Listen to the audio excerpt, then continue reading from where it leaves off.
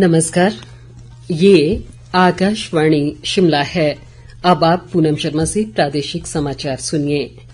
आज के मुख्य समाचार। प्रधानमंत्री नरेंद्र मोदी ने विकसित भारत का लक्ष्य हासिल करने के अभियान में युवाओं से सकारात्मक रूप से शामिल होने का किया आग्रह।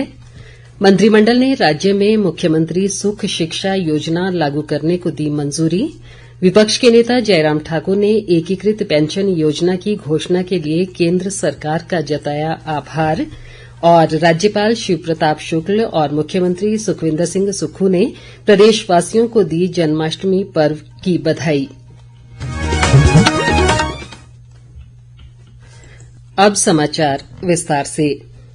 प्रधानमंत्री नरेंद्र मोदी ने विकसित भारत का लक्ष्य हासिल करने के अभियान में युवाओं से सकारात्मक रूप से शामिल होने का आग्रह किया है।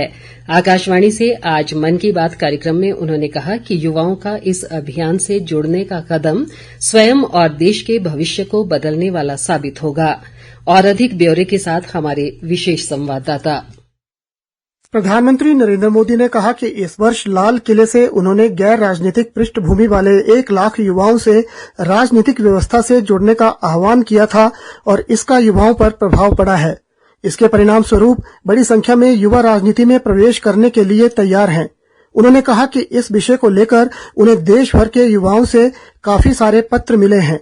कुछ युवाओं ने लिखा कि उनके पास जमीनी स्तर पर काम करने का अच्छा अनुभव है, इसलिए वे लोगों की समस्याओं को सुलझाने में मददगार बन सकते हैं। कुछ युवाओं ने ये भी लिखा कि परिवारवादी राजनीति नई प्रतिभाओं का दमन कर देती है।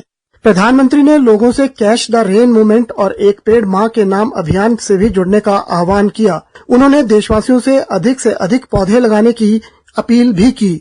मैं आप सभी से बारिश के इस मौसम में सावधानी बरतने के साथ ही कैच द रेन मूवमेंट का हिस्सा बनने का भी आग्रह दोहराऊंगा। मैं आप सभी को एक पेड़ मां के नाम अभियान की याद दिलाना चाहूंगा। ज्यादा से ज्यादा पेड़ लगाएं और दूसरों से भी इसका आग्रह करें।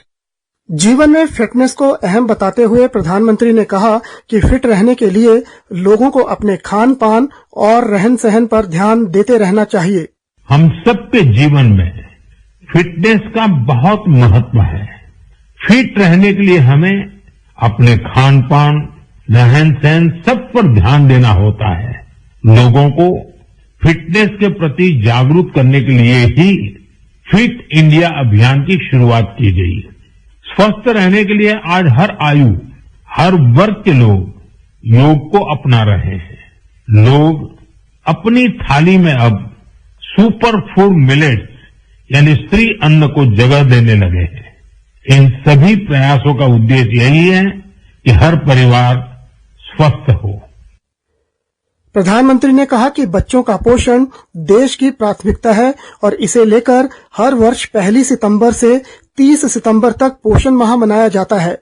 उन्होंने कहा कि हमारे परिवार, समाज और देश का भविष्य हमारे बच्चों की सेहत पर निर्भर है और इसके लिए उन्हें सही पोषण मिलना जरूरी है। रितेश कपूर, आकाशवाणी समाचार, शिमला।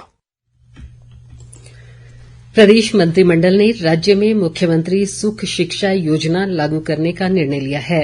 इसका उद्देश्य विधवाओं, निराश्रित व तलाकशुदा महिलाओं और दिव्यांग अभिभावकों को अपने बच्चों का पालन पोषण और शिक्षा प्रदान करने में सहयोग देना है।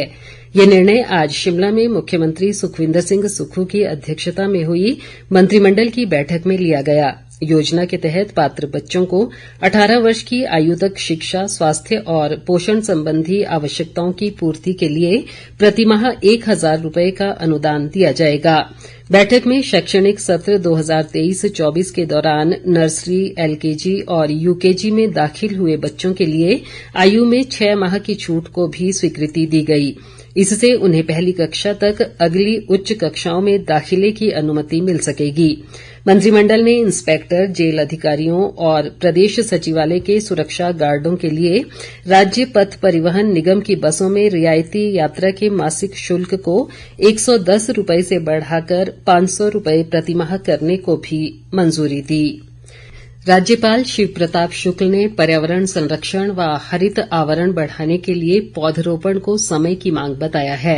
शिमला जिला के नारकंडा में आज पौधरोपण अभियान के दौरान उन्होंने कहा कि देवभूमि हिमाचल की पहचान यहाँ के वनों से है और इनका संरक्षण किया जाना जरूरी है।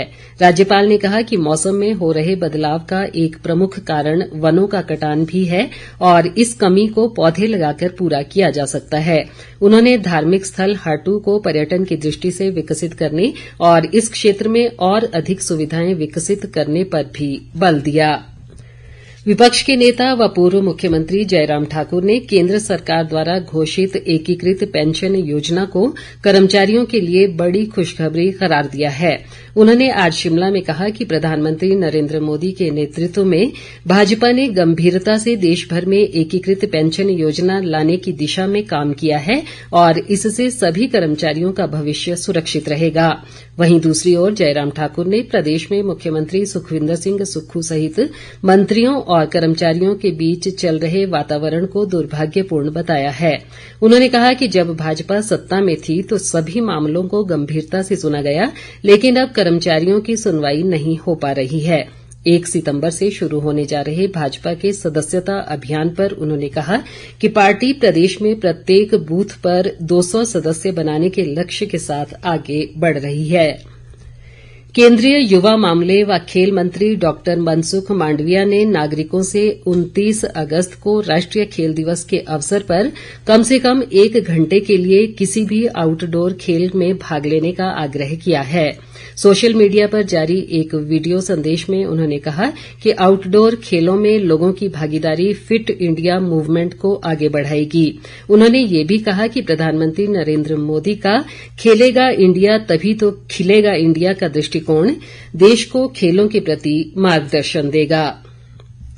श्री कृष्ण जन्माष्टमी का पर्व कल मनाया जाएगा। इसे लेकर प्रदेश भर में मंदिरों को आकर्षक ढंग से सजाया गया है। जन्माष्टमी पर्व के चलते लोगों में काफी उत्साह है। राज्यपाल शिव प्रताप शुक्ल और मुख्यमंत्री सुखविंदर सिंह सुक्खू ने प्रदेशवासियों को श्री कृष्ण जन्माष्टमी की बधाई दी है। राज्यपाल ने उम्मीद जताई कि ये पर्व सभी के जीवन में खुशियां लाएगा और ऊर्जा का संचार करेगा। अपने बधाई संदेश में मुख्यमंत्री ने सभी से भगवान श्री कृष्ण की शिक्षाओं को अपने जीवन में आत्मसात करने की आवश्यकता पर बल दिया।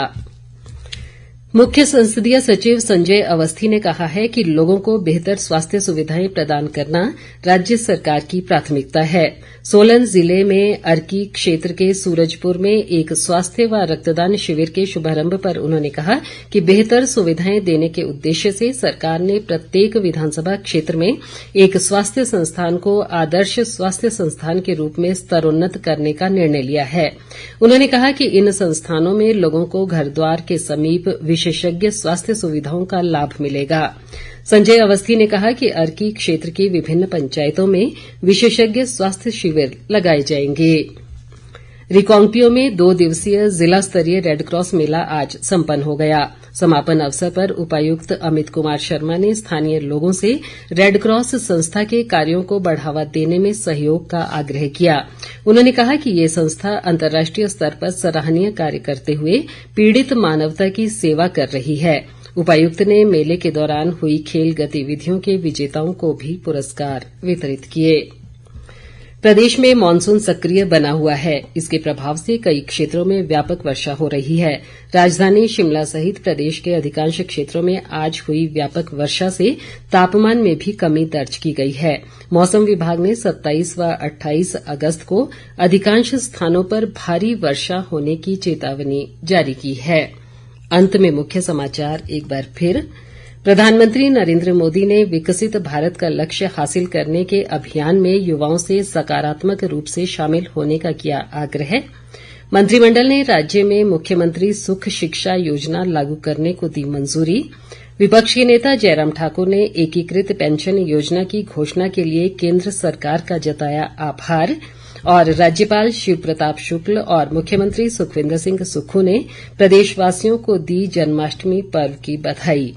इसी के साथ ये समाचार बुलेटिन समाप्त हुआ। नमस्कार।